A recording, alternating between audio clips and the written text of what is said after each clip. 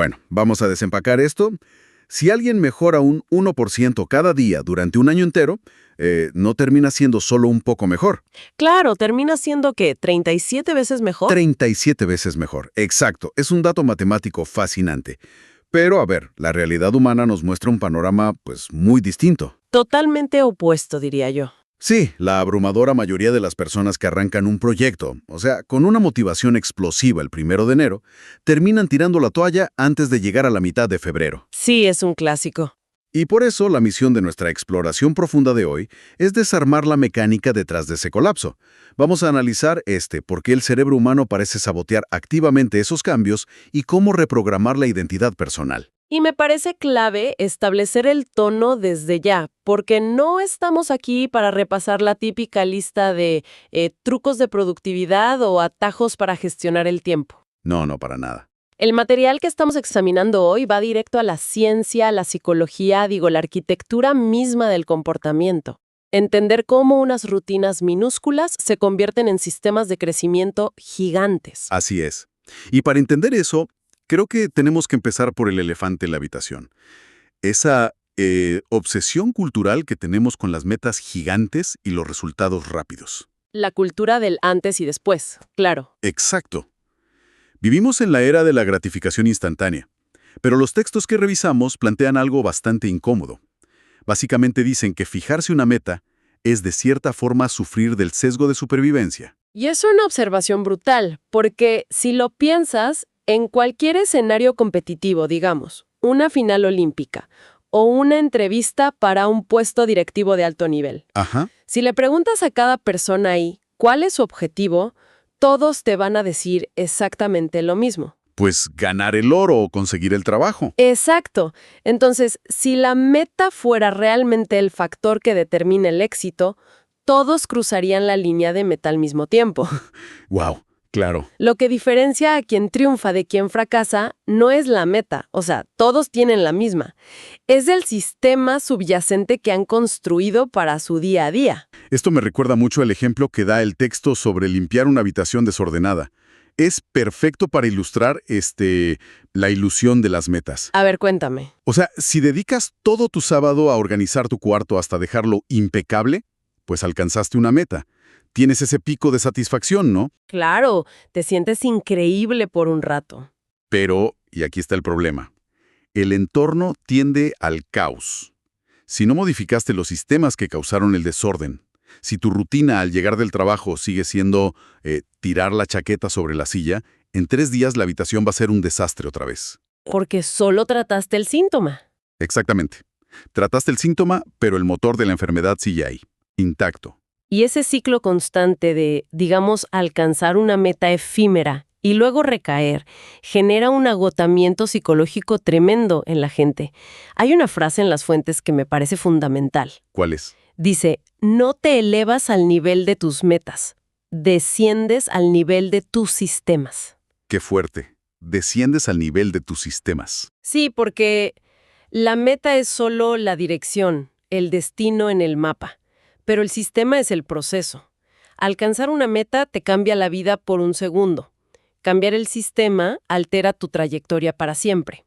Pero seamos analíticos aquí un momento. La teoría del interés compuesto y ese famoso 1% suena increíble en el papel. Como dije al principio, la matemática es innegable.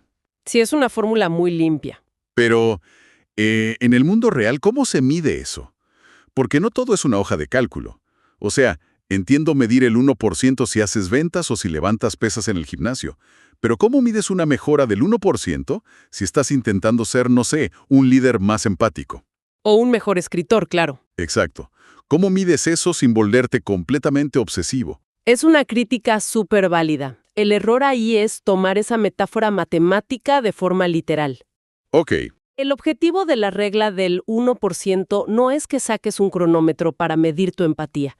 Es un cambio en el enfoque cognitivo. En lugar de evaluar tu éxito mirando qué tan lejos estás de la meta final, evalúas tu trayectoria de hoy. O sea, te enfocas en la acción presente. Exacto. Al cerebro no le gusta no ver el premio. Pero si te enfocas en ser una fracción mejor que ayer, como, no sé, escuchar 10 segundos más antes de interrumpir en una junta. Claro, eliminas toda la ansiedad del resultado final. Así es una brújula, no un libro de contabilidad. Y esto explica mucho, porque si nuestro cerebro está tan desesperado por ver el resultado final rápido, con razón existe tanta frustración al adoptar un nuevo hábito.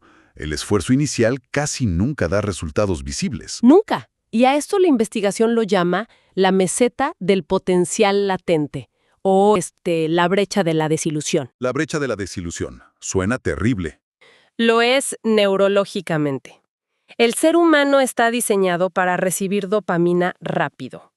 Si haces un esfuerzo hoy y la recompensa se retrasa, el cerebro lo percibe como un desperdicio de energía. Aquí es donde entra la analogía del cubo de hielo que usan en los textos, y me parece, fundamental para entender esto. Es buenísima, sí. Imagina un cubo de hielo en una habitación que está a menos 5 grados centígrados, y empieza a calentarse súper lento. Pasa a menos 4, luego a menos 3, luego a menos 2. Y no pasa absolutamente nada. Nada. El hielo sigue ahí, intacto. Alguien que lo vea desde afuera diría, oye, este esfuerzo es inútil, no estás logrando nada. Pero cuando llega a los 0 grados, ocurre la transición. El hielo se derrite. Exacto. La energía de esos grados negativos no se estaba perdiendo. Se estaba acumulando. Se estaba acumulando, exacto. Y durante esa fase de grados negativos es cuando, estadísticamente, la mayoría de la gente se rinde. Es cuando cancelan la suscripción al gimnasio o guardan la guitarra en el closet. Y aquí es donde esto se pone realmente interesante con la evidencia empírica. El caso del equipo de ciclismo británico que mencionan las notas. No es solo una historia de deportes, es una clase maestra sobre cómo vencer esta brecha. Es un caso de estudio espectacular. O sea, por casi 100 años, el desempeño de este equipo fue tan malo, que los fabricantes de bicicletas en Europa no querían venderle su equipo. ¡Wow! ¿Sí? Tenían miedo de que su marca perdiera prestigio por asociarse con ellos. Era una mediocridad absoluta. Un estancamiento institucional total. Total. Hasta que contratan a este tipo, Ted Brailsford, como director de rendimiento. Y en lugar de llegar exigiendo ganar el Tour de Francia el primer año, aplica esto de la agregación de ganancias marginales. El famoso 1% en todo. Exacto. Descompuso todo lo que implica andar en bicicleta y buscó mejorar un 1% cada cosa. Rediseñaron los asientos, le pusieron alcohol a las llantas para tener más agarre. Cosas que suenan lógicas, ¿no? Sí, pero cruzaron la línea hacia la obsesión total. Probaron qué tipo de almohada daba el mejor descanso y empezaron a llevarlas a todos los hoteles. Ah, sí, y lo del cirujano, ¿no? Lo del cirujano. Contrataron a uno solo para enseñarles a lavarse las manos perfectamente y evitar que se resfriaran antes de una competencia. Hasta pintaron los camiones por dentro de color blanco impecable para ver cualquier partícula de polvo que pudiera arruinar la aerodinámica. Son detalles que aislados suenan, ridículos. Completamente ridículos. Pero acumula cientos de estos factores del 1% y de repente el hielo llega a 0 grados. En 5 años arrasaron en los Juegos Olímpicos y dominaron el Tour de Francia. Y lo fascinante aquí es que Brailsford cambió la cultura. El equipo dejó de pensar en ganar la gran carrera y se obsesionó con el proceso de cada día. Claro, le quitas el peso de la meta gigante al cerebro. Exacto. Y esto aplica para todos. Tu nivel de conocimiento, tu peso, tus finanzas actuales son solo el reflejo, el interés compuesto acumulado de tus hábitos pasados. Cosechas exactamente lo que repites. Así es. Pero esto nos lleva a un obstáculo enorme. Si la clave es repetir sistemas diarios, pero ya vimos que el cerebro detesta la monotonía y la falta de dopamina rápida, ¿cómo diablos mantenemos esos sistemas a largo plazo? Esa es la pregunta del millón. Porque, depender de la fuerza de voluntad es un error. La fuerza de voluntad se agota. Es un recurso finito. Llegas cansado en la noche y adiós fuerza de voluntad. Totalmente. Y por eso las fuentes explican que hay que ir mucho más profundo que el comportamiento superficial. Hablan de las 3 capas del cambio, como si fueran las capas de una cebolla. Explícanos esas capas. La más superficial son los resultados, o sea, lo que obtienes, como perder peso o publicar un libro. La segunda capa, la de en medio, son los procesos. Esto es lo que haces, tus hábitos. Hasta ahí llega la mayoría de la gente. Exacto. Pero el núcleo, la capa más profunda, es la identidad, lo que crees, tu autoimagen. La gran mayoría intenta cambiar de afuera hacia adentro. O sea, definen un resultado, crean un hábito y esperan que eso cambie quiénes son. Esto me hace pensar en una analogía tecnológica. A ver, Es como intentar instalar un software de última generación, súper pesado, en una computadora que tiene un sistema operativo viejo de los años 90. claro, no lo va a soportar. Exacto. Puedes intentar forzarlo. El procesador se va a calentar muchísimo, pero eventualmente el sistema va a colapsar y va a rechazar el programa. El hábito, que es el software, simplemente no es compatible con la identidad vieja, que es el sistema operativo. Es una analogía perfecta, porque el cerebro funciona exactamente así a través de la disonancia cognitiva. Cuando lo que haces choca con quien crees que eres, el cerebro se estresa muchísimo. Y entonces sabotea el hábito para recuperar la paz. Exacto. Por eso el cambio no es sobre hacer, es sobre ser. No quieres leer un libro, que es el resultado. Quieres convertirte en un lector. Esa es tu nueva identidad. Hay un ejemplo en las notas sobre los fumadores que ilustra esto de forma brutal.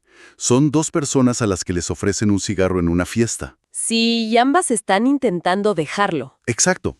La primera dice, no gracias, estoy tratando de dejarlo. Suena súper responsable, ¿no? Suena bien superficialmente. Pero en el fondo su sistema operativo sigue diciendo que es un fumador. Sigue siendo un fumador que ahorita, en este segundo, está usando toda su fuerza de voluntad para no fumar. La fricción interna es gigante. Mantener eso requiere una energía mental absurda. Pero la segunda persona contesta diferente. Dice, no gracias, no soy fumador. El cambio de palabras es mínimo, pero ¡wow! La diferencia neurológica es total. Ya no hay disonancia cognitiva ahí. Cero. Esa persona no necesita fuerza de voluntad para rechazar el cigarro. Igual que, no sé, alguien vegetariano no sufre rechazando un plato de carne. Simplemente actúa de acuerdo a quién es. Y ese es el verdadero superpoder de reprogramar tu identidad. Eliminas la fricción. El material sugiere que veamos cada hábito como un voto. ¿Un voto? Sí. Cada acción que tomas es un voto a favor del tipo de persona que quieres ser. No necesitas ganar por unanimidad. Todos tenemos días malos o fallamos un día. Claro, somos humanos. Solo necesitas tener la mayoría de los votos a lo largo del tiempo. Pero, a ver, espera. Quiero poner esto sobre la mesa porque hay un punto de fricción realista aquí. Suena súper inspirador decir, soy un corredor en lugar de quiero empezar a correr. ¿Pero no es una forma de autoengaño? ¿En qué sentido? Digo, si llevo 10 años siendo totalmente sedentario, pararme frente al espejo y decir, soy un atleta de alto rendimiento, es casi una mentira. Mi cerebro sabe que es falso y esa disonancia cognitiva me atacaría, ¿no? Y tienes toda la razón. Es una duda súper común, pero el punto no es hacer afirmaciones vacías frente al espejo. Ah, ok. La identidad no se cambia por decreto, se cambia por evidencia. Tu cerebro necesita pruebas reales. Si sales a caminar 5 minutos hoy, ok, no eres un atleta olímpico, pero acabas de depositar un voto innegable, una prueba real de que eres alguien físicamente activo. Ya entiendo. O sea, escribir un párrafo hoy no me da un premio Nobel, pero es evidencia innegable de que hoy fui un escritor. Exactamente. La repetición te da la evidencia empírica que convence a tu mente de actualizar el sistema operativo. ¡Guau! Entonces, si la identidad se construye voto a voto, hay una advertencia bastante aterradora aquí. ¿Qué pasa cuando sin darnos cuenta emitimos votos para mantener identidades que nos destruyen? Pues ocurre el autosabotaje perfecto, porque el cerebro va a defender tu identidad a toda costa. Si tú te dices constantemente, soy malísimo para las matemáticas, o siempre llego tarde a todo. ¿Tu cerebro opera en piloto automático para que eso siga siendo verdad? Exacto. Tu mente prefiere tener la razón sobre ese defecto antes que sentirse vulnerable al intentar cambiar. Si crees que eres impuntual, tu cerebro ni siquiera va a buscar cómo salir a tiempo de casa. Sería violar tus propias creencias. Es una profecía autocumplida. Viendo todo esto, siento que tenemos que aterrizar la idea. ¿Qué significa todo esto para quien nos escucha ahorita mientras va manejando o está lavando los platos? Bueno, podemos explicarlo en 3 áreas fundamentales. Si empezamos por lo personal y la salud, la técnica es usar tu identidad deseada como un filtro rápido para tomar decisiones. A ver, ¿cómo funcionaría eso en la práctica? En lugar de tener reglas súper estrictas o dietas imposibles, solo te haces una pregunta en cada decisión pequeña del día. Te preguntas, ¿qué haría una persona saludable? Ah, claro. Entonces, si salgo del trabajo estoy cansadísimo y tengo que ir al cajero automático que está a 2 cuadras. La inercia me dice, toma las llaves del auto. Pero si lo pasas por el filtro de tu nueva identidad Una persona saludable aprovecharía para caminar. y no lo haces por cumplir una dieta, lo haces para ser coherente con quien eres. Exacto. Ahora, si nos vamos al ámbito profesional o de oficina, la clave es dejar de esperar ese súper proyecto que te va a volver indispensable de la noche a la mañana. El proyecto milagro. Sí, eso no existe. Es mejor aplicar ese 1% diario. Mejorar, no sé, la claridad en el asunto de tus correos para evitar confusiones. O estructurar mejor tus primeros 30 minutos del día. Y desde la identidad sería dejar de pensar, soy un empleado que quiere que lo asciendan, y empezar a pensar, soy un profesional excelente y estratégico. Totalmente. Un profesional excelente no espera que le digan qué resolver, ¿verdad? Claro que no, se anticipa a los problemas. Y hay un tercer ámbito que me parece súper interesante en las fuentes, que es la vida diaria y las finanzas. Uf, las finanzas son puro comportamiento. Totalmente. Para romper el ciclo de gastar de más, tienes que asumir la identidad de alguien financieramente responsable. Cuando el cerebro realmente se cree eso, hacer una compra impulsiva ya no se siente como un premio. Genera una fricción molesta. Te sientes incómodo gastando así. Exacto. Y en cuanto a la vida diaria, hay un detalle en las notas sobre el desorden que me voló la cabeza. El efecto del plato sucio. Ah, sí, el plato en la mesa. Dejar un plato sucio en la mesa después de cenar parece algo súper inofensivo, no se acaba el mundo, pero bajo la lente de los hábitos, ese plato sucio no es solo un plato, es un voto acumulativo para tu identidad de persona caótica. Es un interés compuesto negativo. Brutal, porque le manda la señal a tu cerebro de que los estándares bajaron, entonces mañana es más fácil dejar una camisa tirada en el suelo o no abrir el correo. El caos se apodera de tu espacio y a la larga te destruye el enfoque mental. Porque el desorden físico es solo el reflejo del ruido mental. Cada pequeña omisión es un voto hacia la identidad equivocada. Bueno, para ir cerrando y consolidar todo lo que platicamos hoy, me queda clarísimo que el éxito no viene de transformaciones extremas de la noche a la mañana, ni de obsesionarnos con la meta final. Para nada. El progreso real es esa acumulación de ganancias del 1%. Es presentarte todos los días, incluso cuando el hielo sigue a -3 grados y parece que no pasa nada. Dominar la monotonía, exacto. Y sobre todo, actualizar nuestro sistema operativo. Dejar de pensar en qué queremos lograr y enfocarnos en quién queremos ser, acumulando los votos diarios para convencer al cerebro. Creo que esa es la conclusión perfecta. Y basándome en todo esto, me gustaría dejarles una pregunta a quienes nos escuchan, algo para que se queden pensando. Adelante, ponla sobre la mesa. Si ya entendimos que cada pequeña acción es un voto por nuestra identidad y que una identidad negativa nos va a sabotear para protegerse a sí misma, entonces, ¿cuál es esa pequeña etiqueta inofensiva, ese chiste que siempre haces sobre ti mismo en las reuniones? Ya sabes, cosas como «ay, siempre dejo todo para el final» o «el dinero se me quema en las manos». Uf, todos tenemos una de esas. Sí, pero lo más grave es ¿cuántos miles de votos diarios has estado emitiendo accidentalmente en tu contra solo para mantener viva esa etiqueta limitante? ¡Wow! Esa es la clase de pregunta que te desarma por completo, ¿eh? Te obliga a hacer una pausa y auditar tu vida. El peso de las historias que nos contamos a nosotros mismos es impresionante. Ojalá quienes nos escuchan puedan llevarse esta reflexión y asegurarse de que sus votos de mañana, por más pequeños que sean, estén alineados con quienes realmente quieren ser. Muchísimas gracias por acompañarnos en este profundo viaje analítico. Nos encontramos en la próxima exploración.